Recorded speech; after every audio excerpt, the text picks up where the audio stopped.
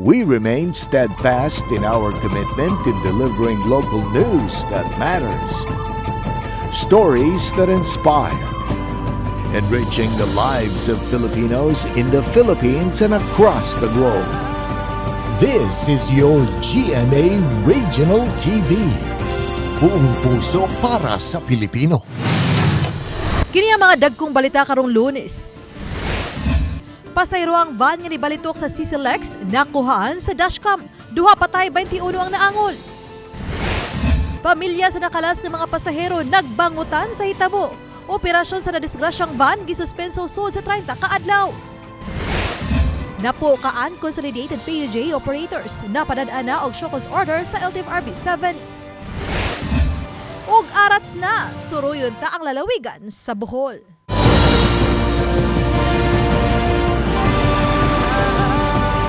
Kini ang GMA Regional TV Balitang Disda.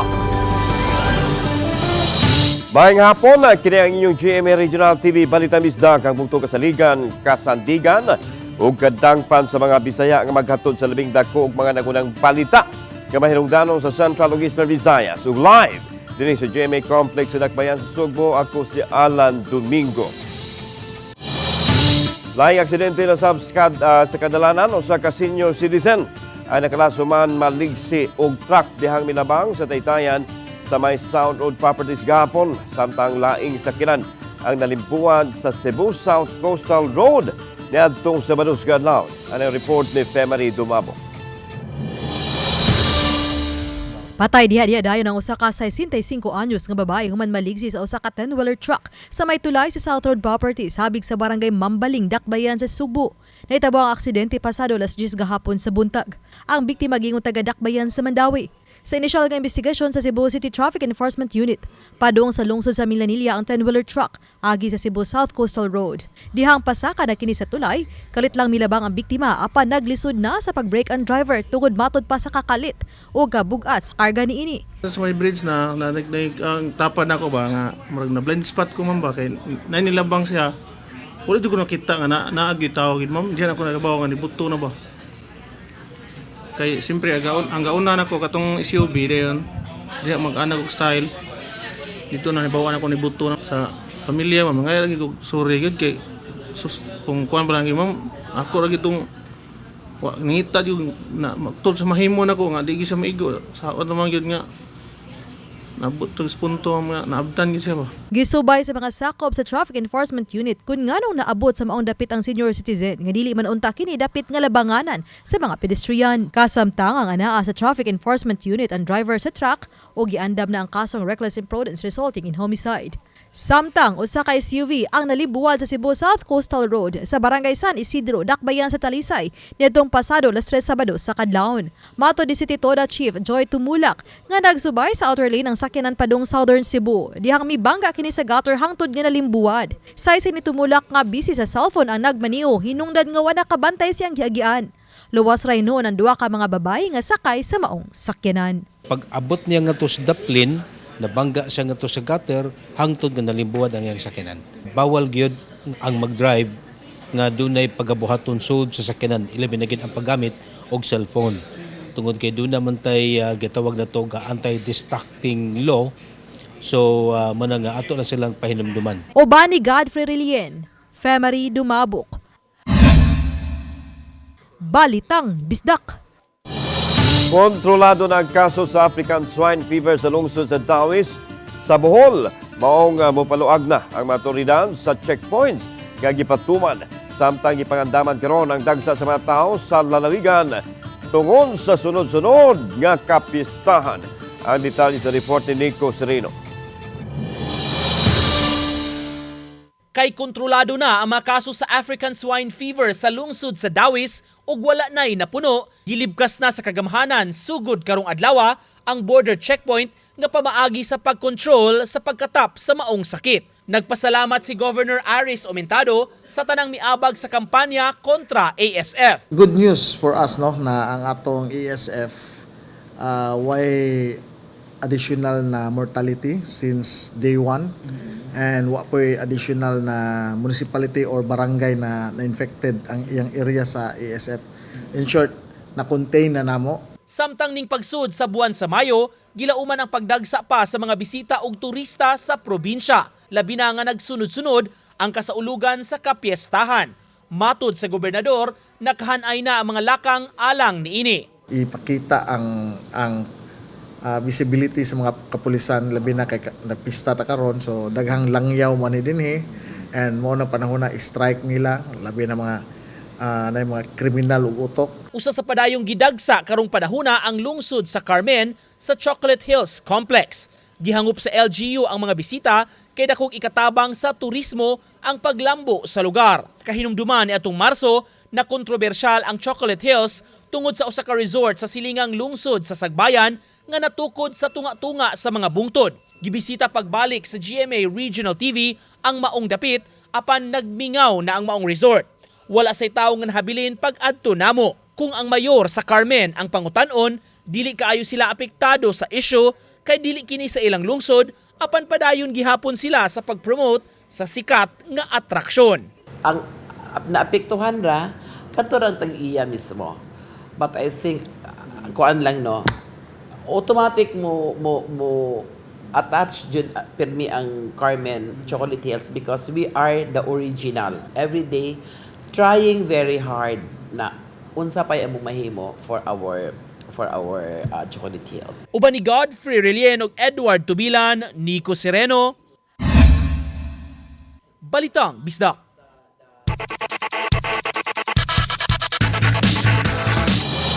As of 1:40 p.m., naguna sa overall tally sa Siviramit 2024 ang Dakbayan sa Lapu-Lapu. Kadunay na po ka gold ug 5 ka silver medals. Siviramit 2024 opisyal nga gibuksan niadtong Sabado. Ang report ni Femari Dumabo. Hingpit ng gisugda ng mga nagkadiyang sports competition alang sa Siviraa 2024. Human nga diadtong Sabado sa gabi, opisyal na kining gibuksan diha sa SRP Festival Ground. Hinuon uban sa mga games ang gisugdan na Sabado pa lang sa buntag. Pasado alas 6 sa gabi, gisugdan ang Parade of Athletes o pagpaila sa kada division. Mukapin sa 10,000 ka mga atleta, coaches o mga sports officials gikan sa 20 ka division ang nagkatapok atol sa opening ceremony sa Siviraa 2024. Ang matag division ang niagi sa stage, sagad kanila nagsayaw sa iconic sinulog dance moves. Gikan sa Carcar City, Bugo City, Cebu Province, Danao City, Lapu-Lapu City, Mandaue City, City of Naga, Talisay City, Toledo City, Division of Siquijor, Negros Oriental Province, Tanhay City, Gihulngan City Division ug Dumaguete City. Ug ganaagi usab ang Cebu City Division, Canlaon City, Bayawan City, Bais City, Tagbilaran City ug Division of Bohol. Sa iyang mensahe ni Cebu City Mayor Michael Rama, isip mo'y host city, iyang gipahinumduman ang mga atleta nga ang Siviraa kalabot kini sa character building ug sportsmanship. In the spirit of sportsmanship, it is not about winning, it's not about losing, it is learning, and it has to come from the heart. Si Deputy Undersecretary Attorney Riv C. Escobedo, kinsa nitambong sa pagbukas ang nipasalamat sa Cebu City nga ni host sa Siviraa 2024 ug niabiba sa mga atleta sa Siviraa sa ilang pagsalmot nga inspirasyon sila mismo alang sa kadaghanan. Embrace the challenges, cherish the victories, and never lose sight of the indomitable spirit that resides within you. Samtang ang governor sa Siquijor, Jake Vincent Villa, ang nagbinutong governor sa 4 ka probinsya sa Central Visayas, ang nisalmot sa kalihukan. Mato ni Governor Villa, pagpakita kini nga suportado ang ilang mga atleta sa kagamhanan. I think tennis and running, we can really compete with our athletes and other sportsmen sad maka-compete man gyud ta kay well trained pud nag-training gyud ta for a month or two in preparation for this Siviraa. Gisunod dayon ang oath of sportsmanship, oath of coaches and technical officials. Ang pagpaisa sa ilang mga banner sa kada division ug ang highlight sa kalihukan ang pagpasiga sa urn, pagpahibalo sa opisyal nga pagbukas sa Siviraa 2024 ug gisundan dayon sa fireworks display. Ang Siviraa 2024 ang tapuson karong Mayo 9. Ani ang 5 ka mga nagkuna sa overall medal tally sa Siviraa as of 3:45 p.m. karong adlaw. Uban ni Godfrey Relieno Rod Prado, Femery Dumabok. Balitang Bisdak.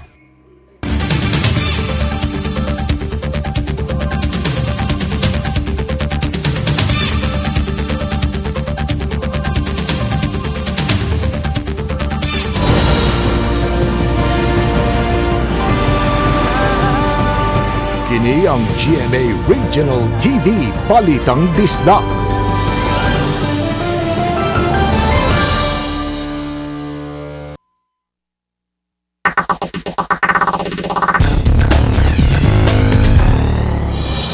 Duha ang nakala samtang samaran usab ang 21 ka pasahero. Lakip na ang driver human madisgrasya ang public utility vehicle samtang nagsumay sa Cebu Cordova Link Expressway atong Sabado sapon. Ang aksidente na Holy Camp. Anong report ni Femery Dumabok.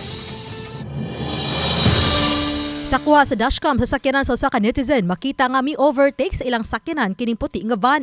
Kusog kining nakapadaga na pipila lang ka segundo nahuli ka ang pagbuto sa tuong ligid sa luyo sa van. Nabantay usab ang pag-aso niini og gatuyok-tuyok kini pipila ka higayon og pipila ka mga pasahero sa van ang nalagpot.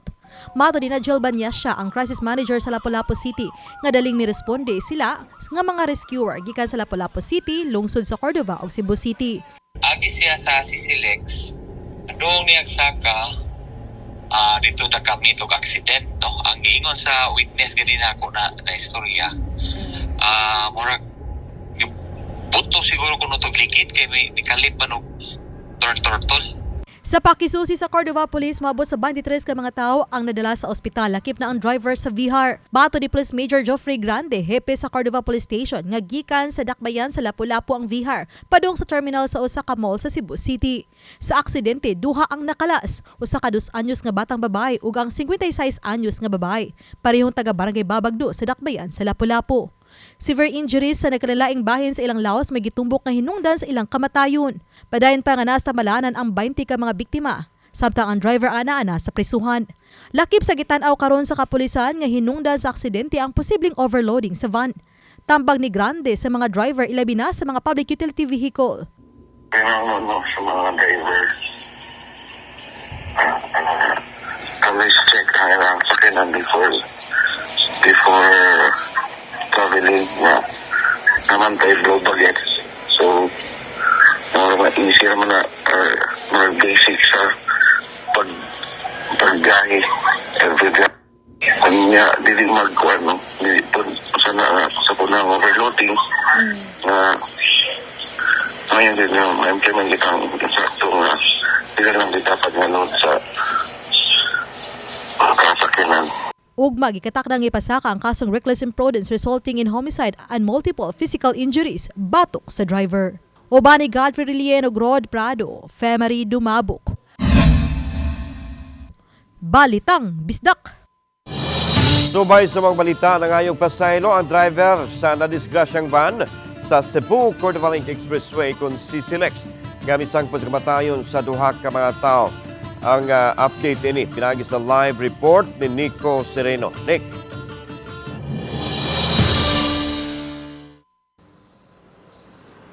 Yes la nangay dispensa ang driver kay matud niya aksidente lang yun ang hitabo og dili tinuyo. Sa barangay Babag, Lapu-Lapu City, gihaya karon ang patayng lawas sa 53 anyos nga si Shirley Baino, usa sa namatay sa disgrasya ni adtong Sabado. Pasahero si Baino sa van, gikan sa Lapu-Lapu nga padung sa Cebu City. Kuyog niyang yang 3 anyos nga apo. Giingong gigakus pag-ayo sa apuhan ng bata, naluwas apan nasamdan sa insidente. Chat man akong papa nga dili siya mo ari kay ang amo na may lakaw. Umato niya na sa kung ana akong mama nga. Adto na ko imo papa ikasabado mo kakalakaw ko wala. Umato nilakaw siya. Di makatuo ang pamilya sa nahitabo kaniya ug naglisod pagdawat sa insidente. Aksidente yun siya pero sulubagon magyapon niya kay anong nagpakusog yun siya anong nag-overtake. Gisuwayan sa GMA Regional TV pagkuha sa habig sa lain nga namatay sa 2 anyos nga bata apan wala magpa-interview ang pamilya. Sa Cordova Police Station, gitanggong ang driver sa van nga si Christopher Tonyacao. Nasamdan usab kini ug gani nagsakit ang likod, nagpaabot pa sa resulta sa mga tests nga gihimo kaniya. Pasabot sa driver, 18 ang regular nga pasahero sa van apan may upat nga dunay dala nga mga bata nga gisabak lang. Matud niya, nikalit pagbuto ang ligid sa VHR nga mo'y hinungdan nga nawad-an siya control sa van ug mibalitok kini. Ekstrador lang siya pagmaneho sa maong sakyanan 3 ka beses kada semana. Kada jag buto buto ni wara yan. Ligid wala ko bantay to pagkakos na ko sa amin na bila. Wara magidang kwan. Sakyanan niya natumba. Nangayog pasaylo ang driver ug mibarog nga way gusto nga kadto mahitabo. Ngayon na pasensya nga kayo, mga tuyo disgrasya mga ito, ngayon na pasaylo sa itong pamilya baka namatayan. Nga akong pasaylo, rin ako napalag kaso kay mga tuyo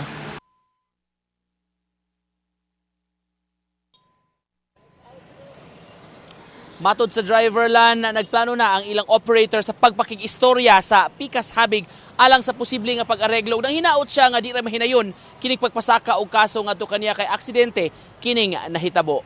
Lan? Salamat Nico Sereno.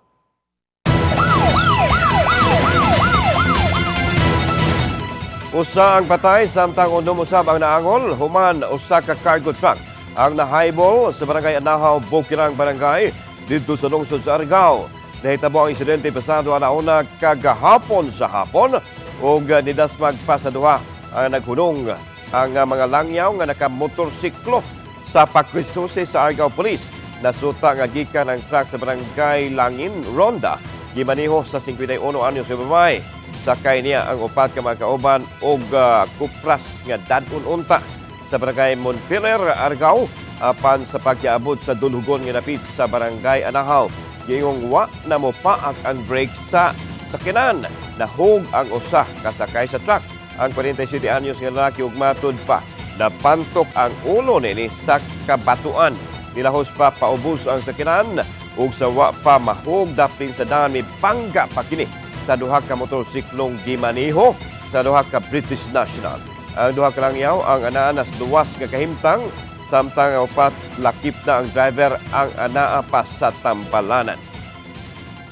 Pero sa wala pa na damagan diha na usa ka liborer niya nga posible nga nadala sa nilayat or ni kuan nadala sa sako sa pagtagilid sa sakyanan. So hinuon nakaangkon raman og kuan ang mga partner ang usa refer for CT scan ang usa superficial injury ra. Moabot na sa napo ka mga PUJ operators nga wa makakonsolidate ang napadadaan og show cause order sa Land Transportation Franchising and Regulatory Board kon LTFRB 7. Padayon pa hinuon nilang gihikay sanglit aduna pa 607 ka mga units ang ilang giklaro code. Ang iyan ba kining padadaan usab sanglit naka-apply na kini sa rekisitos nga aduna laykuwang. Giklaro usab ni Director Eduardo Montealto Jr. sa LTFRB 7 nga kadtong wa gyud makaproseso mahug ng kolorom nga busa mamahimo na kining dakpon human na post ang deadline ni atong Abril 30. Ang 15 ka adlaw sukad sa Mayo 1 kadto lang mga units nga nakaproseso na. Kung adunay musita kanila nga mga enforcer ipakita lang kanila ang kopya sa ilang mga dokumento.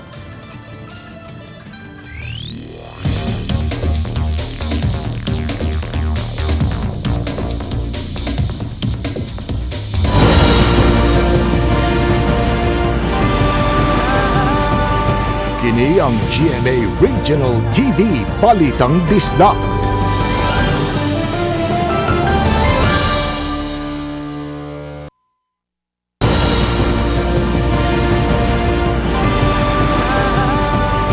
Kini ang GMA Regional TV Balitang Disdak.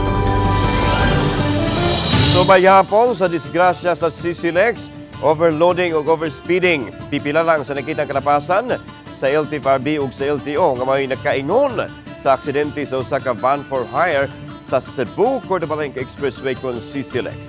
Sara nato ang detalye nining report. Gisuspenso na sa LTFRB7 sulod sa 30 kaadlaw ang operasyon sa van for hire nga naaksidente sa Cebu Cordova Link Expressway kung CCLEX diatong adlaw Sabado sa hapon. Gipadaan ang usab sa LTFRB7 og show cause order ang kooperatiba nga ubos sa jurisdiksyon sa ahensya aron masusi kung mituman magyud sila sa malagda aron masiguro ang road worthiness sa masakinan. Duha ka kinabuhi ang nakalas sa aksidente samtang daghan usab ang naangol tungod sa kakusog sa impact sa disgrasya. Base sa dashcam video nga nakita usab sa LTFRB7, kusog kaayo ang dagan sa V-Hire ug sayop usab nga lane ang pag-overtake nini. Labaw sa tanan ang hinubra ang pasahero nga gipasakay sa van, matod ni Direktor Eduardo Montealto sa LTFRB7. Gidugang ni Montealto nga responsibilidad sa kooperatiba o operator ang pagsiguro nga haumpa mobiyahe ang masakinan. Malikayan ang trahedya sa karsada kung gisusi sa mga safety officer ang road worthiness sa mga van. Hinoon responsibilidad usab sa driver ang pagpahibaw sa kooperatiba kung unsa ang ilang problema sa sakinan aron maaksyonan dayon. Investigating team ang akong gipahandle ani. Kay ko amo guni siya di basta-basta na lagi na possibility overloading, reckless driving, then tanawan po na mo ang iyahang franchise o kuan ba anang wala ba'y problema. Samtang nagpahigayon usab og investigasyon ang Land Transportation Office Region 7 sa panghitabo. Dunay panawagan ang ahensya sa mga nagmaneho o mga pasahero nga mag-amping aron dili mosangpot sa aksidente. Nasayran nga nibuto ang uwahing ligid sa van ug tungod sa kakusog sa dagan ini nabalintong ug dunang gyoy duha ang nakalas. Ikaw mag-drive, be responsible enough nga i-check na to ang ligid, ang brake, ang makina, etc. para safe ba? Safe ang ato ang paggamit sa kadalanan kay dili kita rin gamit na puy uban. Kauban si Godfrey Relian, ako si Alan Domingo. Balitag, Bisdak. Nanghatag og ayuda ang kagamahalan sa Dakbayan Sugbo ngadto sa mga mag-uuma sa kabukiran syudad nga apektado sa nasinating huwaw. Maabot sa 10,000 ka mga food packs nga naglakip sa bugas, dilatang pagkaon ug aduna usay mainom nga tubig ang ipag-apod-apod pinaagi sa Department of Social Welfare and Development kung DSWD. Nangunay sa pagpanghatag sa ayuda ang mayor sa syudad Mike Rama ug ubang opisyal sa DSWD Region 7. Una na gideklarar sa Konseho Syudad ang state of calamity sa 28 ka barangay nga napektuhan sa El Nino. Nasayran nga nitiyabaw na ang mga mag-uuma tungod sa huwaw nga inanay nakapatay sa ilang panginabuhian. Kung beef pares na ang hisgutan, di po magpauwahi ang mga bisdak. Sama na lang niining hipauso nga beef pares with mommy plus chicharon overload nga gibaligya sa usa ka mobile cart sa Cebu City. Tana atong tilawan kung lami ba pinaagi ni report. Kini ang lamian nga beef pares. Lahi sa naandan kay dunay ramen noodles nga sagol, kagumkom nga chicharon, itlog ug uban pang pampalami. Apil ini ang fried garlic, chili sauce, black pepper, patis, tuyo ug limonsito. Kuning pares nga dunay mami.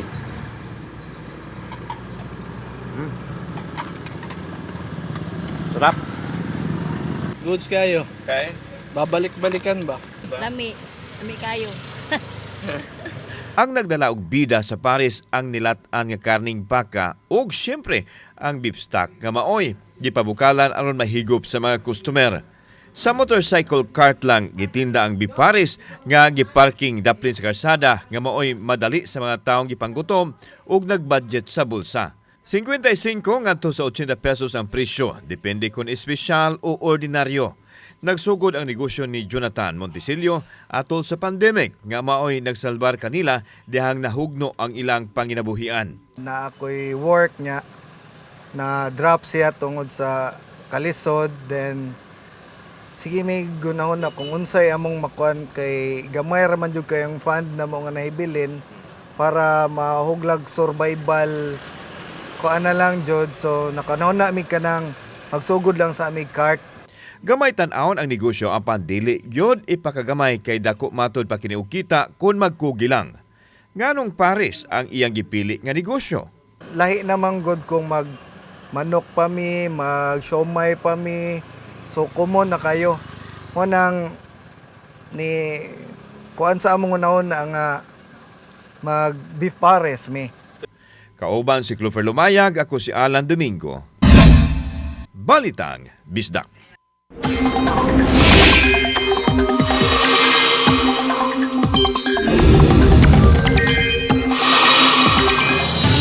Hayahay nga panahon gihapon ang ipaabot nga masinati sa lapad nga bahin sa nasod karong adlaw. Paday masinati ang hangin isurlis o kanang hangin kainit og igang nga panahon gikan sa kadagatan sa Pasipiko. Adunay Intertropical Convergence Zone kon ITCZ sa habig sa Mindanao apan dili pa kini makaapekto sa pagkakaron. Subay sa kasayuran sa Metro Weather gipaabot nga masinati ang hinay hangtod sa igo-igong pagpundak sa uwan sa pipila ka bahin sa Bohol, Leyte ug Negros Oriental karong hapon. Posible usab gihapon ang kadagatang nga pag-uwan sa ubang bahin sa nasod tungod sa pagpanugdog og kilat. Ipasidunggan ang pipila ka mga personalidad ug programa sa GMA Network atol sa 18th UP Conference Soc Gantingan Awards. Ang report ni Mark Reggie Abella. Sa tema nga agrikultura, mga kwento ng hamon at pag-asa, usa sa mga gipasidunggan og special citation atol sa 18th UP Combroadsoc Gandingan Awards 2024 ang GMA Regional TV Balitang Bisdak ubo sa Most Development-Oriented Online News. Ang istorya nga dalit ni Balitang Bisdak anchor Alan Domingo nga kabahin sa mga mag-uuma sa Talisay City nga gipost sa GMA Regional TV Online ang gipasidunggan. Gawas niini, gipasidunggan usab ang mga programa sa GMA Network. Aniya usab ang mga talaan sa mga midaog ng mga kapuso personality. Ang sarap din ng feeling na naibahagi mo yung kwento ng mga magsasaka sa malawak na audience. Yan ay napakalaking inspirasyon para sa atin na gawin pa natin ng mas maayos yung ating trabaho. Kauban si Clans Gabutin, Mark Reggie Abella. Balitang Bisdak.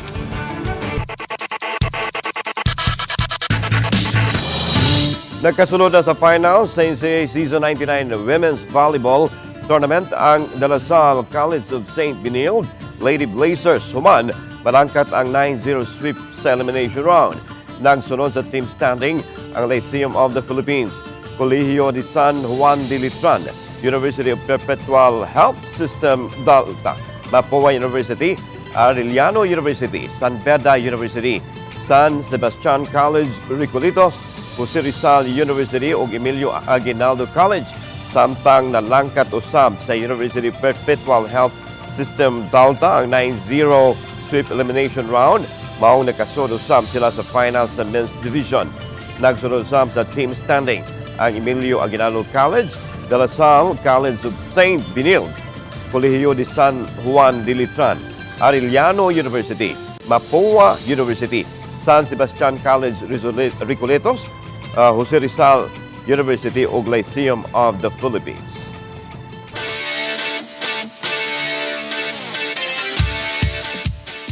Mga sikat nga suryanan sa Bohol nining init nga panahon atong suroyon sa report ni Mark Reggie Abella.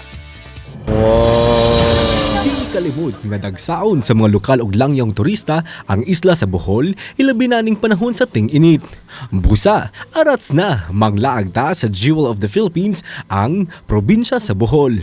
Kung buot nimong mabati ang kinaiyahan ug mahilayo sa kasaba sa syudad, bisitaha ang Bohol Bee Farm. Dinhi, personal nimong makita ang raffia weaving, ang labing karaang Boholano craft. Gawas sa aesthetic ang dapit, imo usab personal nga mahinabi ang bantugang Boholano artist nga si Pedro Angco. Gidisplay niya dinhi ang pipila sa mga obra nga ginama sa igalabay nga mga tsinelas nga napunit sa kasapaan. Si Pedro Angco usab ang nailang subject sa painting sa Bolanong artist nga si Elvin Vitor nga gipasidunggan sa Leonardo da Vinci Award sa Italy. Kung ikaw giinita na, bisitaha ug mahimong magpabugnaw sa Hinagdanan Cave nga makita sa Dawis, Bohol. Sa entrance fee nga 50 pesos, imo nang masudong ang tago nga paraiso sud sa langob. Gawas sa crystal clear nga tubig, dugang atraksyon usab ang mga stalagmites ug stalactites. Medyo lawom ang tubig, maong di mabalaka kay adunay life jacket nga mamahimong gamiton. Di makumpleto ang Bohol trip kung dili malakip sa imong bucket list ang Chocolate Hills. Hangak man paingon sa ibabaw, apan worth it ra ang tanan kay dinhi imo makita ang 360-degree view sa Chocolate Hills.